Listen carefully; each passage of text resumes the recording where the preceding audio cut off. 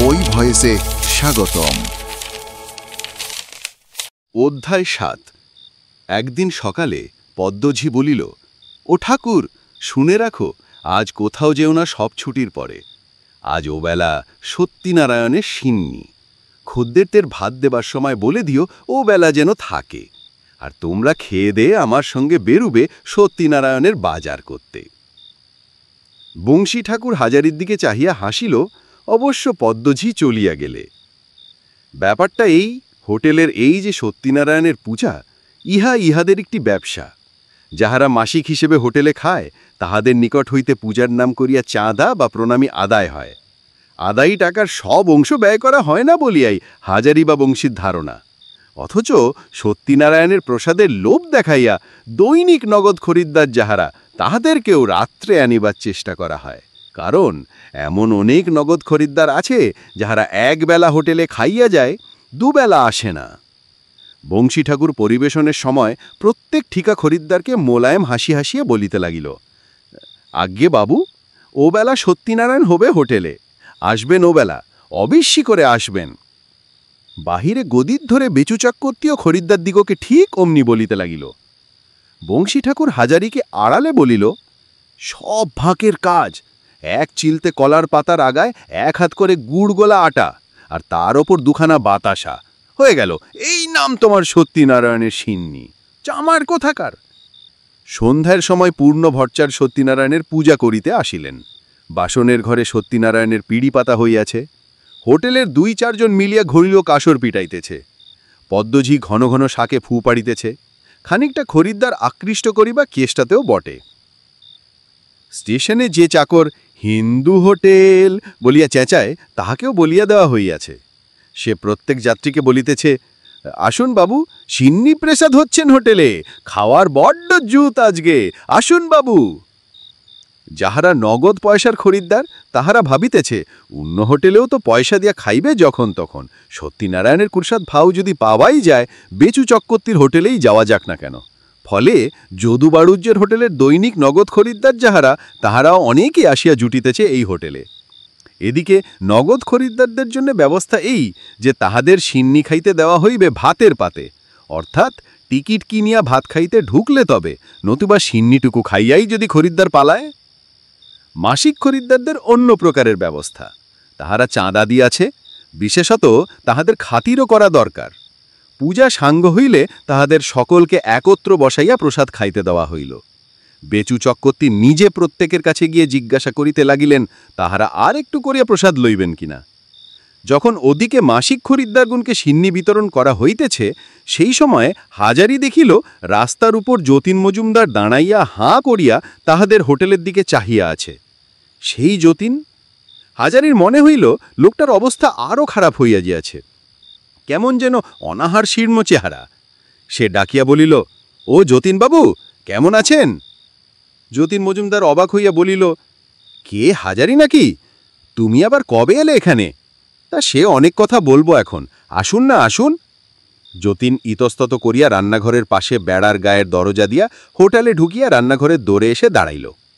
হাজারি দেখিল তার পায়ে জুতা নেই, গায়ে অতি মলিন উড়ানি, পরনের ধুতিখানিও তদ্রূপ। আগের চেয়ে রোগা হইয়া গিয়াছে লোকটা, দারিদ্র ও অভাবের ছাপ চোখে মুখে বেশ পরিস্ফুট।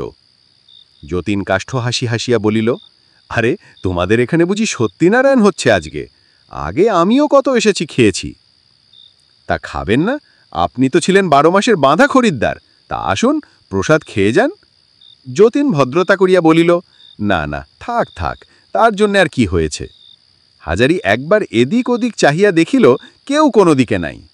সবাই খাবার ঘরে মাসিক খরিদ্দারের আদর আপ্যায়ন করিতে ব্যস্ত। সে কলার পাত পাতিয়া যতীনকে বসাইল এবং পাশে বাসনের ঘর হইতে বড় বাটির 1 বাটি সত্যিনারায়ণের সিন্নি, 1 মুঠো বাতাসা ও 2টি পাকা কলা আনিয়া যতীনের পাতে দিয়া বলিল, একটু প্রসাদ খেয়ে নিন বাবু। যতীন দ্বিরুক্তি না করিয়া সিন্নির সহিত কলা 2টি চটকাইয়া মাখাইয়া লইয়া যেভাবে গগ্রাসে গিলিতে লাগিল, তাহাতে হাজারিরও মনে হইল লোকটা সত্যিই যথেষ্ট ক্ষুধার্ত ছিল, বোধহয় ওবেলা আহার জোটে নাই। 3-4 গ্রাসে অতখানি সিন্নি সে নিঃশেষে উড়িয়া দিল। হাজারি বলিল, আর একটু নেবেন? যতীন পূর্বের মতো ভদ্রতার সুরে বলিল, না না, থাক থাক, আর কেন। হাজারি আরও এক বাটি সিন্নি এনে পাতে ঢেলে দিতে যতীনের মুখ চোখ যেন উজ্জ্বল হইয়া উঠিল। তাহার খাওয়া অর্ধেক হইয়াছে, এমন সময় পদ্মঝি রান্নাঘরের দৌড়ে আসিয়া হাজারিকে কি একটা বলতে গেল এবং গগ্রাসে ভোজনরত যতীন মজুমদারকে দেখিয়া হঠাৎ থমকিয়ে দাঁড়াইল, বলিল, ওকে? হাজারি হাসিয়া বলিল, ও যতীনবাবু, চিনতে পারছ মা পদ্মদিদি, আমাদের পুরনো বাবু। যাচ্ছিলেন রাস্তা দিয়ে, তা আমি বললাম আজ পুজোর দিনটা একটু প্রসাদ পেয়ে যান বাবু। পদ্মজি বলিল, বেশ, বলিয়াই সে ফিরে আবার গিয়া মাসিক খরিদ্দারে খাবার ঘরে ঢুকিল। যতীন ততক্ষণ পদ্মঝিকে কি একটা কথা বলিতে যাইতেছিল, কিন্তু সে কথা বলিবার সুযোগ ঘটিল না তাহার। সে খাওয়া শেষ করিয়া এক ঘটি জল চাহিয়া লইয়া খাইয়া চোরের মতো খিড়কি দরজা দিয়ে বাহির হইয়া গেল। অল্পক্ষণ পরেই গোবরা চাকর আসিয়া বলিল, ঠাকুর, কর্তা তোমাকে ডাকছেন। হাজারি বুঝিয়াছিল কর্তা কি জন্য তাহাকে জরুরি তলব দিয়াছেন। সে গিয়া বুঝিল তাহার অনুমান সত্য, কারণ পদ্মঝি মুখ ভার করিয়া বদির ঘরে বেচু চক্রবর্তীর সামনে দাঁড়াইয়া।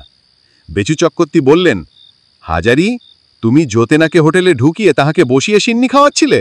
পদ্মজি হাত নাড়িয়া বলিল, আর খাওয়ানো বলে খাওয়ানো, এক এক গামলা সিন্নি দিয়েছে তার পাতে। ইচ্ছে ছিল নুকিয়ে খাওয়াবে, ধর্মের ঢাক বাতাসে নড়ে। আমি গিয়ে পড়েছি সেই সময়, বড় ডেগ নামলো কিনা তাই দেখতে। আমায় দেখে হাজারি বিনীতভাবে বলিল, সত্যনারায়ণের প্রসাদ বলেই বাবু দিয়েছিলাম, আমাদের পুরনো খদ্দের। বেচু চক্রবর্তীর দাঁত খিচিয়েইয়া বলিলেন, পুরনো খদ্দের? ভারী আমার পুরনো খদ্দের রে। হোটেলের একটি মুঠো টাকা ফাঁকি দিয়ে চলে গিয়েছে, ভারী খদ্দের আমার। 4 মাস বিনি পয়সা খেয়ে গেল, একটি আধালা উপরহাত করল না। পয়লা নম্বরের জুয়াচার কথাকার খদ্দের। তুমি কার হুকুমে তাকে হোটেলে ঢুকতে দিলে শুনি?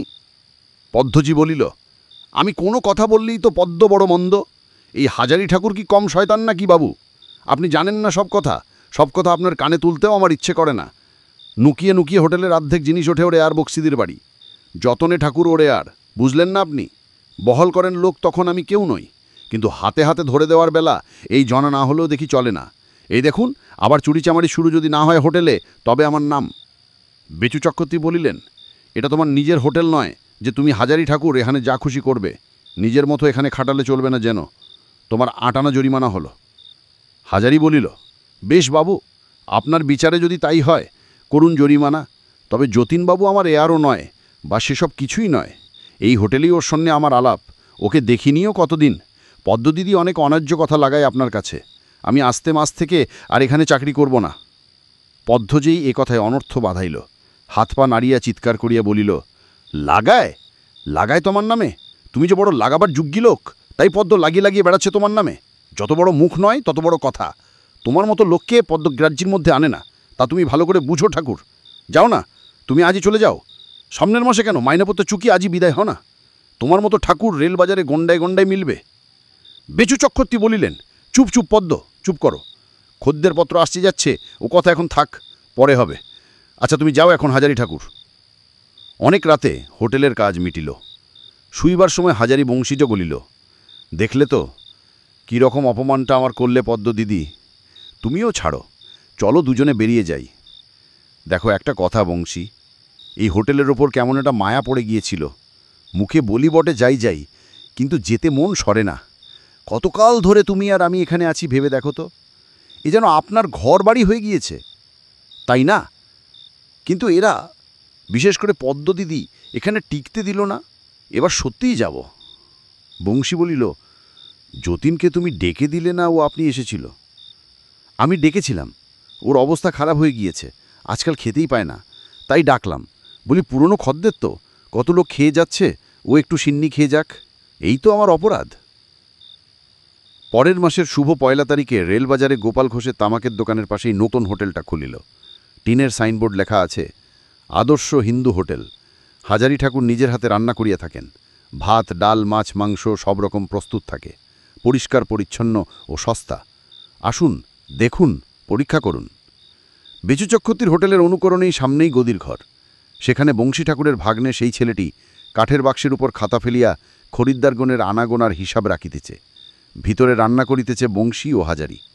বেচু চক্রবর্তীর হোটেলের মতোই 3টি শ্রেণী করা হয়েছে, সেই রকম টিকিট কিনিয়া ঢুকিতে হইয়াছে। তা নিতান্ত মন্দ নয়।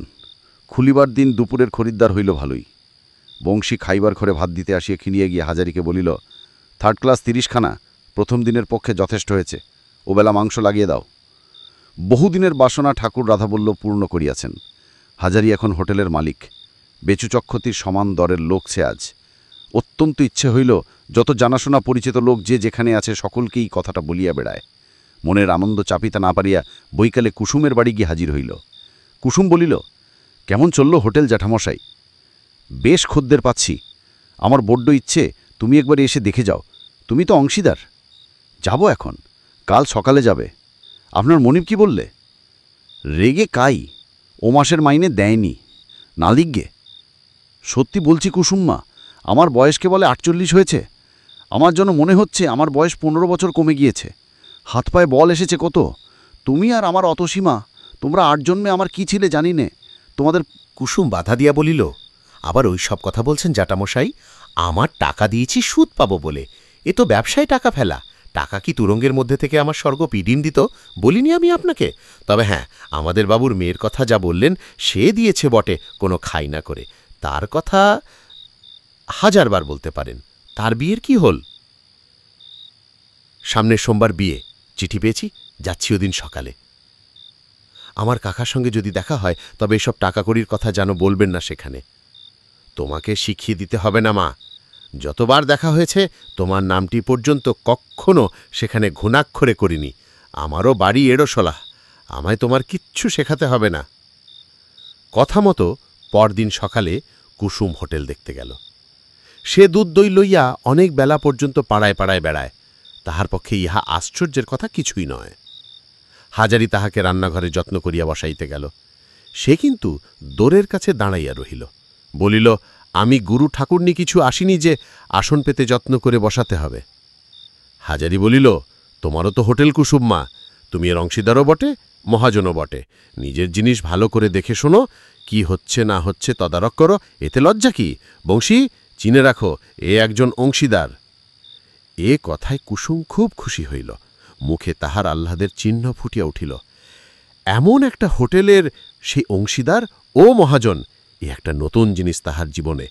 এইভাবে ব্যাপারটা বোধহয় ভাবিয়া দেখে নাই। হাজারি বলিল, আজ মাছ রান্না হয়েছে, বেশ পাকা রুই। তুমি একটু বসো মা, মুড়োটা নিয়ে যাও। না না জ্যাঠামশাই, ওসব আপনাকে বারণ করে দিয়েছি না।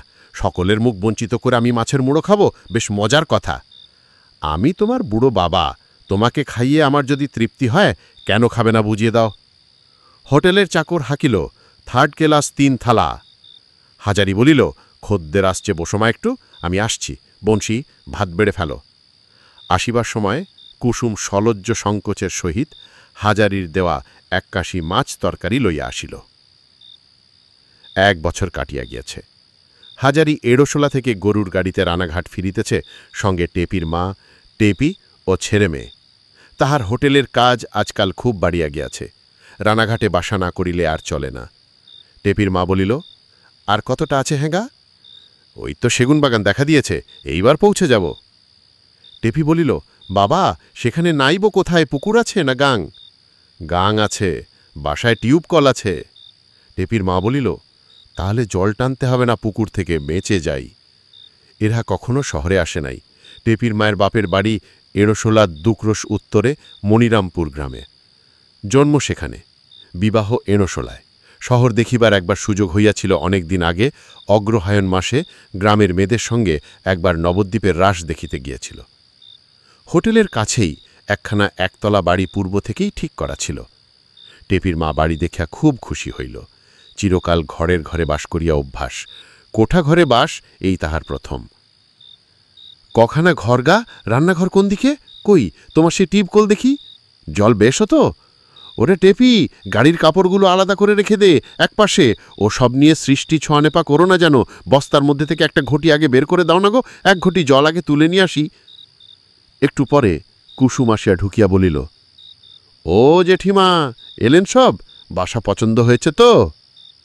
কুসুম টেপির মাকে চেনে, গ্রামে তাহাকে কুমারী অবস্থা হইতেই দেখেছে।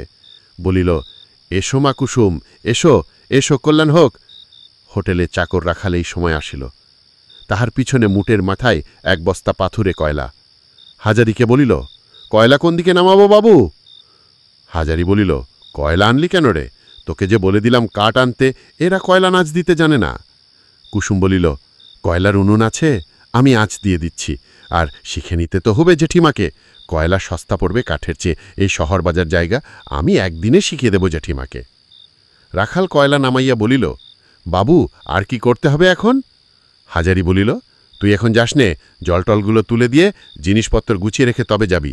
হোটেলের বাজার এসেছে? এসেছে বাবু। তা থেকে বেলার মতো মাছ তরকারি 4-5 জনের মতো নিয়ে আয়। ও বেলা আলাদা বাজার করলেই হবে, আগে জল তুলে দিকি। টেপির মা বলিল, ওকে গো, ও আমাদের হোটেলের চাকর, বাসার কাজও করবে, বলে দিয়েছি। টেপির মা অবাক হইল, তাহাদের নিজেদের চাকর, সে আবার হাজারিকে বাবু সম্বোধন করিতেছে। এসব ব্যাপার এতই অভিনব যে বিশ্বাস করা শক্ত। গ্রামের মধ্যে তাহারা ছিল অতি গরিব গৃহস্থ। বিবাহ হইয়া পর্যন্ত বাসন মাজা, জল তোলা, খার কাচা, এমনকি ধান ভানা পর্যন্ত সর্বরকম গৃহকর্ম সে একা করিয়া আসিতেছে। মাস 4-5 হইল, দুটি সচ্ছল অন্যের মুখ সে দেখিয়া আসিতেছে, নতুবা আগে আগে পেট ভরিয়া দুটি ভাত খাইতে পাওয়াও সব সময় ঘটিত না। আর আজ এ কি ঐশ্বর্যের দ্বার হঠাৎ তার সম্মুখে উন্মুক্ত হইয়া গেল? কোঠা বাড়ি, চাকর, কলের জল, এসব স্বপ্ন না সত্য? রাখাল আসিয়া বলিল, দেখুন তো মা, এই মাছ তরকারিতে হবে না আর কিছু আনব। বড় বড় পোনা মাছের দাগা 10-12 খানা। ঢেপির মা খুশির সহিত বলিল, না বাবা, আর আনতে হবে না, রাখো ওখানে। ওগুলো কুটে দিমা। মাছ কুটিয়াও যে দিতে চায়, এ সৌভাগ্যও তাহার অদৃষ্টে ছিল। হাজারি বলিল, আগে জল তুলে দে, তারপর কুটবি এখন, আগে সব নেই নি। কুসুম কয়লার উনুনে আঁচ দিয়ে আসিয়া বলিল, জেঠিমা, আপনিও নেই নিন, ততক্ষণ আজ ধরে যাক। বেলা প্রায় 11টা বাজে, রান্না চড়িয়ে দেওয়ার আর দেরি করবার দরকার কি? আমি আবার যাই। টেপির মা বলিল, তুমি এখানে এবেলা খাবে কুসুম? কুসুম ব্যস্তভাবে বলিল, না না, আপনারা এলেন তেতেপুরে এই দুপুরের সময়, এখন কোনো রকমে দুটো ঝোল ভাত রেঁধে আপনারা এবেলা খেয়ে নিন, তার মধ্যে আবার আমার খাওয়ার হাঙ্গামায়। কিছু হাঙ্গামা হবে না মা, তুমি না খেয়ে যেতে পারবে না। ভালো বেগুন এনেছি গাঁ থেকে, তোমাদের শহরে তেমন বেগুন মিলবে না। বেগুন পোড়াবো এখন, বাপের বাড়ির বেগুন খেয়ে যাও আজ, কাল শুটকে যাবে। হাজারি স্নান সারিয়া বলিল, আমি একবার হোটেলে চললাম, তোমরা রান্না চাপাও, আমি দেখে আসি। আধ ঘণ্টা পরে হাজারি ফিরিয়া দেখিল, টেপি ও টেপির মা দুজনে উনুনে পরিত্রাহী ফু পাড়িতেছে। আঁচ নামিয়া গিয়াছে, তখনও মাছের ঝোল বাকি। টেপির মা বিপন্ন মুখে বলিল, ওগো, এ আবার কি হল? উনুন যে নিভে আসছে, কি করি এখন? কুসুম বাড়িতে স্নান করিতে গিয়াছে, রাখাল গিয়াছে হোটেলে, কারণ এই সময়টায় সেখানে খরিদ্দারের ভিড় অত্যন্ত। এবেলা অন্তত 100 জন খায়। বেচু চক্রবর্তী ও যদুবরুজ্যের হোটেল কানা হইয়া পড়িয়াছে। হাজারি নিজের হাতে রান্না করে, তাহার রান্নার গুণে রেলবাজারের যত খরিদ্দার সব ঝুঁকিয়াছে তাহার হোটেলে। 3 জন ঠাকুর ও 4 জন চাকরে হিমশিম খেয়ে যায়। ইহারা কেই কয়লার উনুনে আঁচ দেওয়া দূরের কথা, কয়লার উনুনই দেখে নাই। আঁচ কমিয়া যাইতে বিষম বিপদে পড়িয়া গিয়াছে। ইহাদের অবস্থা দেখিয়া হাজারির হাসি পাইল, বলিল, শেখো, পাড়াগায়ের ভূত হয়ে কতকাল থাকবে? সর দেখি, ওর উপর আর 4টি কয়লা দিতে হয়, এই দেখি দি। টেপির মা বলিল, আর তুমি বড্ড শহুরে মানুষ, তবুও যদি ইড়োশোলা বাড়ি না হতো। আমি আজ 7 বছর এই রানাঘাটের রেলবাজারে আছি, আমাকে পাড়াগায় বলবে কে? ও কথা তুলে রাখো গে ছিকে। টেপি বলিল, বাবা, এখানে টকি আছে, তুমি দেখেছ? হাজারি 20 হাত জলে পড়িয়া গেল। টকি বাইস্কোপ এখানে আছে বটে, কিন্তু বাইস্কোপ দেখার শখ কখনো তার হয় নাই। কিন্তু টেপি আধুনিকা, এড়োশোলায় থাকিলে কি হয়? বাংলার কোন পাড়াগায়ে আধুনিকতার ঢেউ যায় নাই? বিশেষত অতসী তার বন্ধু। অতসীর কাছে অনেক জিনিস সে শুনিয়াছে বা শিখিয়াছে, যাহা তার বাবা মা তো নইহি, জানেও না। টেপির মা বলিল, টকি কি গা? হাজারি আধুনিক হইবার চেষ্টায় গম্ভীরভাবে বলিল, ছবিতে কথা কয়, এই দেখেছি অনেকবার, দেখব না আর কেন? বলিয়া তাচ্ছিল্যের ভাবে সবটা উড়িয়া দিবার চেষ্টা করিতে গেল। কিন্তু টেপি পরক্ষণে জিজ্ঞাসা করিল, কি পালা দেখেছিলে বাবা? পালা? তা কি আর মনে আছে? লক্ষণের শক্তিশাল বোধহয়। হ্যাঁ, লক্ষণের শক্তিশাল। মনের মধ্যে বহু কষ্টে হাতড়াইয়া ছেলেবেলায় দেখা এক যাত্রার পালার নামটা হাজারি করিয়া দিল। টেপি বলিল, লপের শক্তিশাল আবার কি পালার নাম? ওর নাম তো টকি। পালার থাকে না, তাদের নাম আমি শুনেছি। অতসিদির কাছে সে তো। হ্যাঁ হ্যাঁ, তুই আর অতসিদি ভারী সব জানিস আর কি। যা সর দেখি ওই কয়লার ঝুনিটা। ও মামাবাবু, খাওয়া দাওয়া হল বলিয়া বংশীর ভাগ্নে ওই সুন্দর ছেলেটি বাড়ির মধ্যে ঢুকিতেই টেপির মা পাড়া গেয়ে বউ তাড়াতাড়ি মাথায় ঘোমটা টানা দিতে গেল, কিন্তু নবগাত লোকটির দিকে কৌতূহলের দৃষ্টিতে চাহিয়া রইল। হাজারি বলিল, এসো বাবা এসো। ঘোমটা দিচ্ছ কাকে দেখে? ও হলো বংশীর ভাগ্নে, আমার হোটেলে খাতাপত্র রাখে। ছেলে মানুষ, ওকে দেখে আবার ঘোমটা। বংশীর ভাগিনেও আসিয়া টেপির মায়ের পায়ের ধুলা লইয়া প্রণাম করিল। হাজারি মেয়েকে বলিল, তোর নরেন দাদাকে প্রণাম কর টেপি। এইটি আমার মেয়ে, বাবা নরেন। ও বেশ লেখাপড়া জানে, সেলাইয়ের কাজটাজ ভালো শিখেছে আমাদের গায়ের বাবুর মেয়ের কাছে। টেপির হঠাৎ কেমন লজ্জা করিতে লাগিল। ছেলেটি দেখতে যেমন, এমন চেহারার ছেলে সে কখনো দেখে নাই।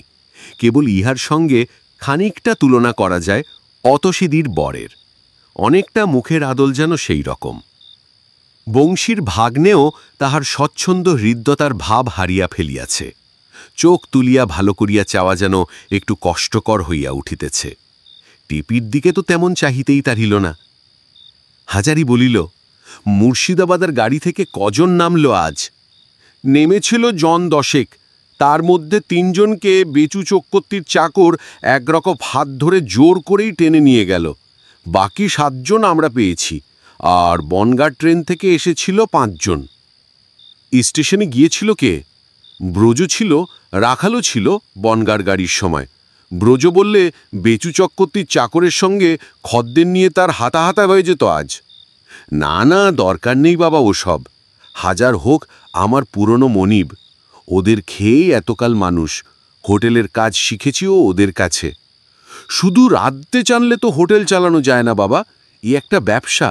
কি করে হাটবাজার করতে হয়, কি করে খদ্দের তুষ্ট করতে হয়, কি করে হিসেবপত্র রাখতে হয়, এও তো জানতে হবে।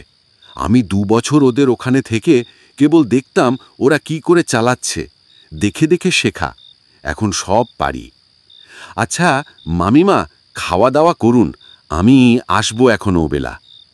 হাজারি বলিল, তুমি কাল দুপুরে হোটেলে খেও না, বাসাতে খাবে এখানে, বুঝলে? বংশীর ভাগ্নে চলিয়া গেলে টেপির অনুপস্থিতিতে হাজারি বলিল, কেমন ছেলেটি দেখলে? বেশ ভালো, চমৎকার দেখতে। ওর সঙ্গে টেপির বেশ মানায় না? চমৎকার মানায়। তা কি আর হবে, আমাদের অদৃষ্টে কি অমন ছেলে জুটবে? জুটবে না কেন, জুটে আছে। ওকে আনিয়ে রেখেছি হোটেলে, তবে কি জন্যে? তোমাদের রানাঘাটের বাসায় আনলাম, তবে কি জন্যে? টেপিকে যেন এখন কিছু বোঝো তো। কাল ওকে একটু যত্ন আত্তি করো। আমার অনেক দিনের ইচ্ছে ওর সঙ্গে টেপির। তা এখন অনেকটা ভরসা পাচ্ছি। ওর বাপের অবস্থা বেশ ভালো, ছেলেটাও মেট্রিক পাস। বিয়ে দিয়ে হোটেলেই বসিয়ে দেব। থাক, আমার অংশীদার হয়ে থাক। কাজ শিখে নিক, টেপিও কাছেই রইল আমাদের, বুঝলে না? অনেক মতলব আছে। টেপির মা বোকাশকা মানুষ, অবাক হইয়া স্বামীর মুখের দিকে যাহিয়া তাহার কথা শুনিতে লাগিল। সন্ধ্যের পরে খবর আসিল, স্টেশনে বেচু চক্রবর্তীর হোটেলের লোকের সঙ্গে হাজারির চাকরের খরিদ্দার লইয়া মারামারি হইয়া গিয়াছে। হাজারির চাকর নাথুনি বলিল, বাবু, ওদের হোটেলের চাকর খদ্দেরের হাত ধরে টানাটানি করে। আমাদের খদ্দের আমাদের হোটেলে আসছে, তার হাত ধরে টানবে আর আমাদের হোটেলে নিন্দে করবে। তাই আমার সঙ্গে হাতাহাতি হয়ে গিয়েছে। খদ্দের কোথায় গেল? খদ্দের এসেছে আমাদের এখানে। ওদের হোটেলের লোকের আমাদের ওপর আক্রোশ আছে। আমরাই সব খদ্দের পাই, ওরা পায় না, এই নিয়েই ঝগড়া বাবু। ওদের হোটেল হয়ে এলো বাবু, একটা গাড়িতেও খদ্দের পায় না। রাত 8টার সময় হাজারি সবে মাছের ঝোল উনুনে চাপাইয়াছে, এমন সময় বংশী বলিল, হাজারি দাস, জবর খবর আছে। তোমার আগের কর্তা তোমাকে ডেকে পাঠিয়েছেন, কেন দেখে এসো গে, বোধহয় মারামারি নিয়ে। ঝোলটা তুমি দেখো, আমি এসে মাংস চাপাবো, দেখি কি খবর। অনেক দিন পরে হাজারি বেচু চক্রবর্তীর হোটেলের সেই গদির ঘরটিতে গিয়া দাঁড়াইল। সেই পুরনো দিনের মনের ভাব সেই মুহূর্তেই তাহাকে পাইয়া বসিল যেন ঢুকিবার সঙ্গে সঙ্গেই। যেন সে রাধুনী বামুন, বেচু চক্করটি আজও মনিব।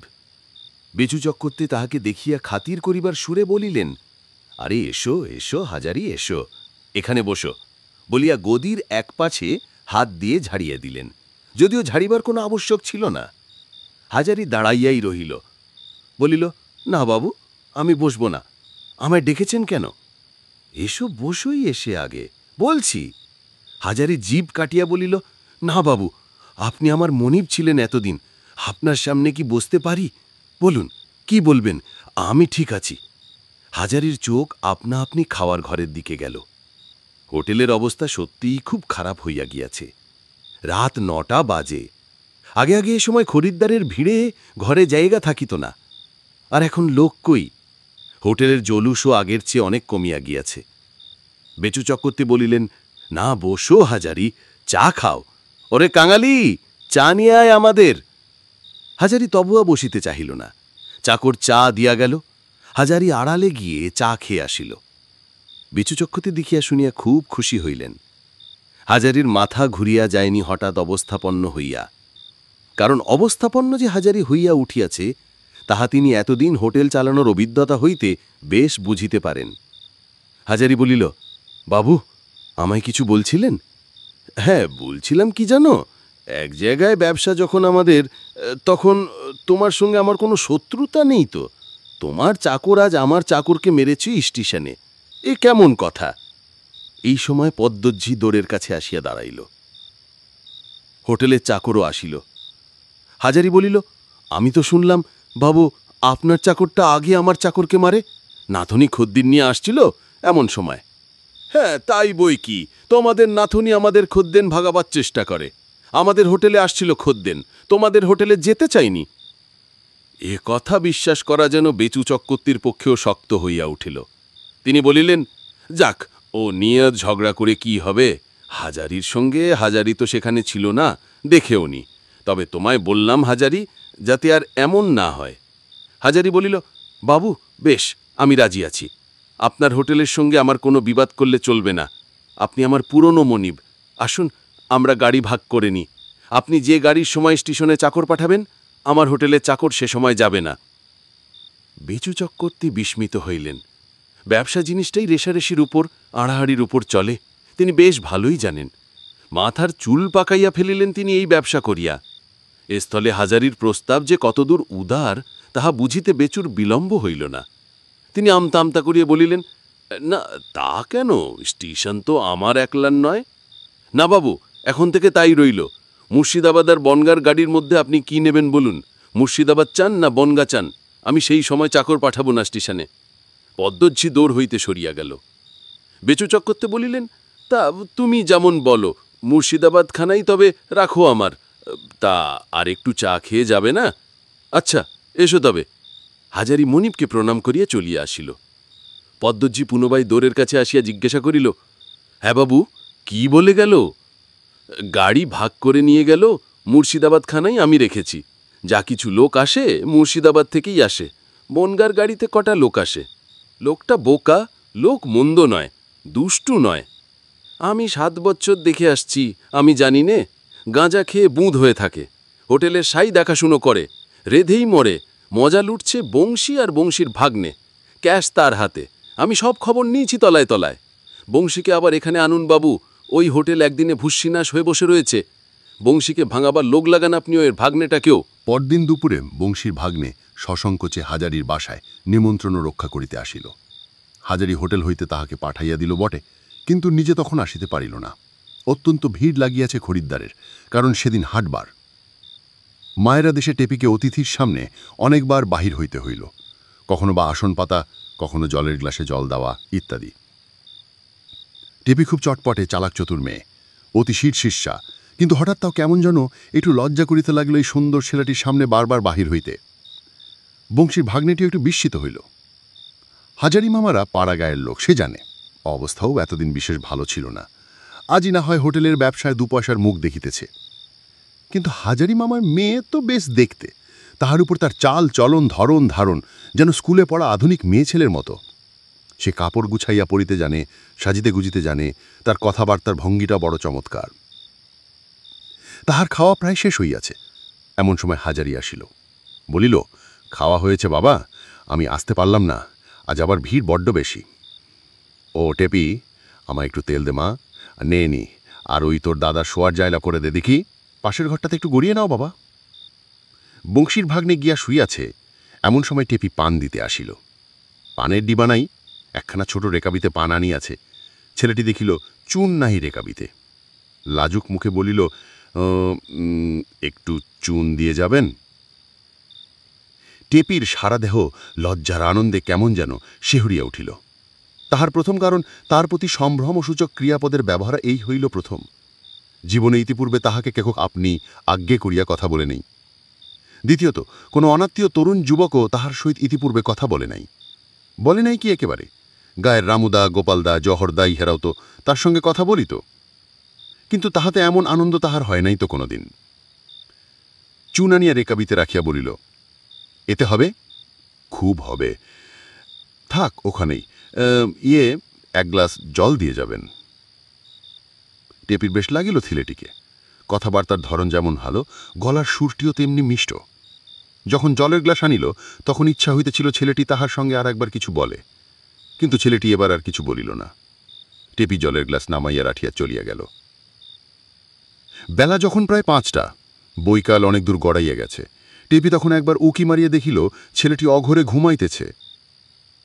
হঠাৎ টেপির কেমন একটা অহেতুক স্নেহ আসিল ছেলেটির প্রতি।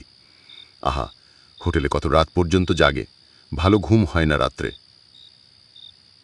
টেপি এসে মাইকে বলিল, মা, সেই লোকটা এখনো ঘুমুচ্ছে, ডেকে দেব না ঘুমোবে? টেপির মা বলিল, ঘুমোচ্ছে ঘুমুক না, ডাকবার দরকার কি? চাকরটা কোথায় গেল? ঘুম থেকে উঠলে ওকে কিছু খেতে দিতে হবে, খাবার আনতে দিতাম, উনিও তো বাড়ি নেই। টেপি বলিল, লোকটা চা খায় কিনা জানি নে, তাহলে ঘুম থেকে উঠলে একটু চা করে দিতে পারলে ভালো হতো। টেপির মা চা নিজে কখনো খায় নাই, করিতেও জানে না। আধুনিকা মেয়ের এই প্রস্তাব তার মন্দ লাগিল না।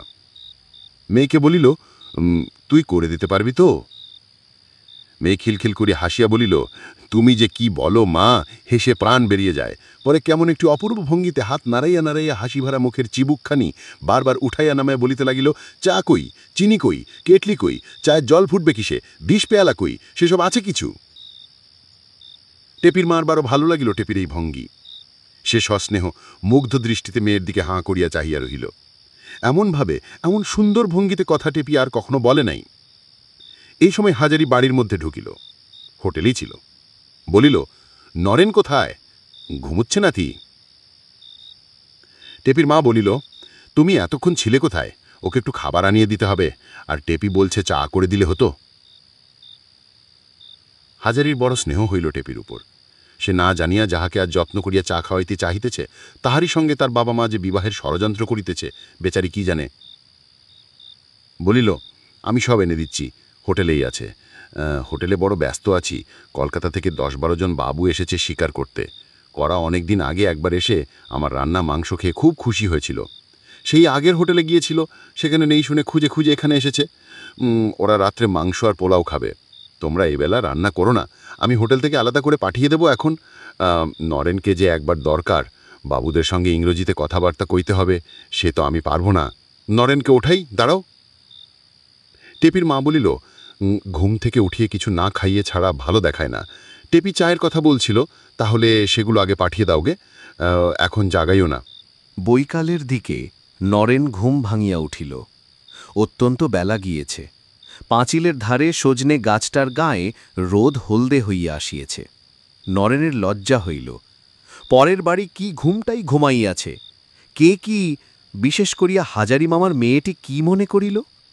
বেশ মেয়েটি।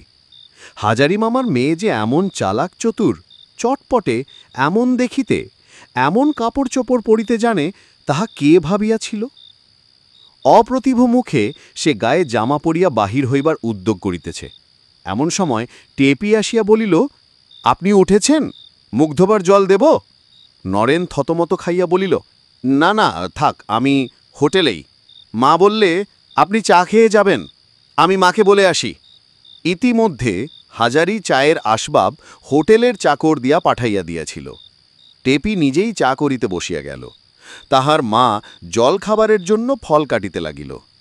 টেপি বলিল, মা চায়ের সঙ্গে শশা টশা দেয় না, তুমি বরং ওই নিমকি আর রসগোল্লা দাও রেকাবিতে।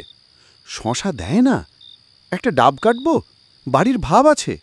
টেপি হাসিতে হাসিতে ঘড়াইয়া পড়ে আর কি, মুখে আঁচল চাপা দিয়া বলিল, তুমি মা যে কি, চায়ের সঙ্গে বুঝি ডাব খায়? টেপির মা অপ্রসন্ন মুখে বলিল, জানি তোদের একেলের ঢং কিছু বুঝিনে বাপু, যা বোঝো তাই করো। ঘুম থেকে উঠলে তো নতুন জামাইদের ডাব দিতে দেখেছি চিরকাল দেশে ঘরে। কথাটা বলিয়া ফেলিয়াই টেপির মা মনে মনে জিভ কাটিয়া চুপ করিয়া গেল। মানুষটা একটু বোকা ধরনের, কি ভাবিয়া কি বলে সব সময় তলাইয়া দেখিতে জানে না। টেপি আশ্চর্য হইয়া বলিল, নতুন জামাই? কে নতুন জামাই? কাহাদের নতুন জামাই? মা এক একটা কথা বলে কি যে তার মানে হয় না। টেপির মা কখনো এত বড় শহর দেখে নাই। এখানকার কাণ্ড কারখানা দেখিয়া সে অবাক হইয়া গিয়েছে।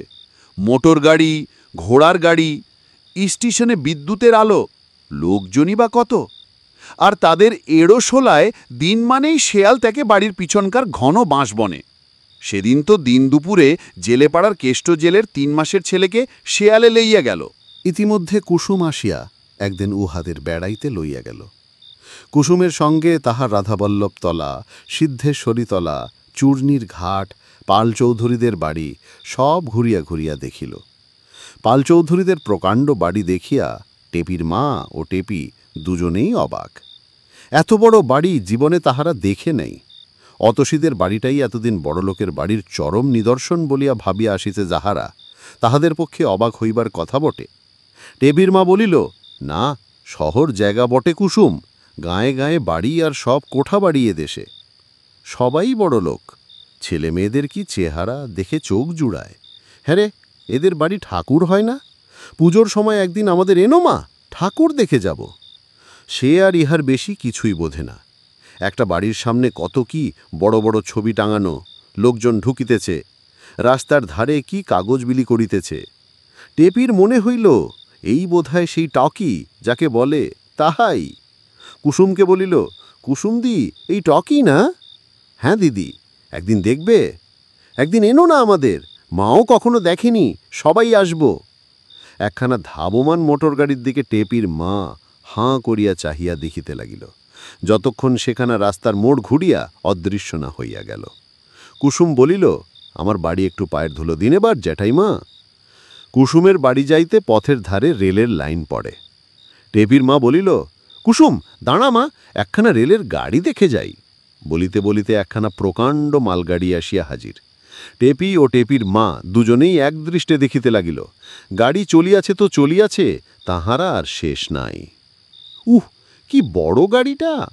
কুসুম বলিল, জ্যাঠাইমা, রানাঘাট ভাল লাগছে? লাগছে বই কি, বেশ জাগা মা। আসলে কিন্তু এড়ো সবার জন্যে টেপির মায়ের মন কেমন করে। শহরে নিজেকে সে এখনো খাপ খাওয়াইতে পারে নাই। সেখানকার তালপুকুরের ঘাট, সদাবষ্টমের বাড়ির পাশ দিয়া যে ছোট নিভৃত পথটি বাঁশবনের মধ্যে দিয়া বাড়ুজ্যে পাড়ার দিকে গিয়াছে, দুপুরবেলা তাহাদের বাড়ির কাছে বড় শিরিষ গাছটায় এই সময় শিরিষের শুটি শুকাইয়া ঝুনঝুন শব্দ করে। তাহাদের উঠানের বড় লাউ মাচায় এতদিন কত লাউ ফলিয়াছে, পেঁপে গাছটায় কত পেঁপের ফুল ও জালি দেখিয়া আসিছিল, সেসবের জন্য মন কেমন করে বই কি। তবে এখানে যাহা সে পাইয়াছে, টেপির মা জীবনে সেরকম সুখের মুখ দেখে নাই। চাকরের ওপর হুকুম চালাইয়া কাজ করাইয়া লওয়া, সকলে মানে খাতির করে। অমন সুন্দর ছেলেটি তাহাদের হোটেলের মুলহুরি, এ ধরনের ব্যাপারে কল্পনাও কখনো সে করিয়াছিল। কুসুমের বাড়ি সকলে গিয়া পৌঁছিল। কুসুম ভারী খুশি হইয়া উঠিয়াছে তাহার বাপের বাড়ির দেশের ব্রাহ্মণ পরিবারকে এখানে পাইয়া। কুসুমের শাশুড়ি আসিয়া টেপির মায়ের পায়ের ধুলো লইয়া প্রণাম করিয়া বলিল, আমাদের বড্ড ভাগ্যী মা, আপনাদের চরণ ধুলো পড়ল এ বাড়িতে। টেপির মাকে এত খাতির করিয়া কেহ কখনো কথা বলে নাই, এত সুখও তাহার কপালে লেখা ছিল। হায় মা, ঝিটকিপোতার বোন বিবি, কি জাগ্রত দেবতাই তুমি! সেবার ঝিটকিপোতায় চৈত্র মাসে মেলায় গিয়া টেপির মা বনবিবিতলায় 100 আনার সিন্নি দিয়া স্বামীপুত্রের মঙ্গল কামনা করিয়াছিল। এখনও যে বছর পার হয় নাই। তবুও লোকে ঠাকুর দেবতা মানিতে চায় না। কুসুম সকলকে জলযোগ করাইল, পান সাজিয়া দিল। কুসুমের শাশুড়ি আসিয়া কতক্ষণ গল্পগুজব করিল। কুসুম গ্রামের কথাই কেবল শুনিতে চায়। কতদিন বাপের বাড়ি যায় নাই, বাবা মা মরিয়া গিয়াছে, জ্যাঠামশাই আছে, কাকারা আছে, তাহারা কোনোদিন খোঁজও নেয় না। খোঁজ করি তো অবশ্যই, যদি তাহার নিজের অবস্থা ভালো হইত। গরিব লোকের আদর কে করে? এইসব অনেক দুঃখ করিল। আরও কিছুক্ষণ বসিবার পরে কুসুম উহাদের বাসায় পৌঁছিয়ে দেয়া গেল।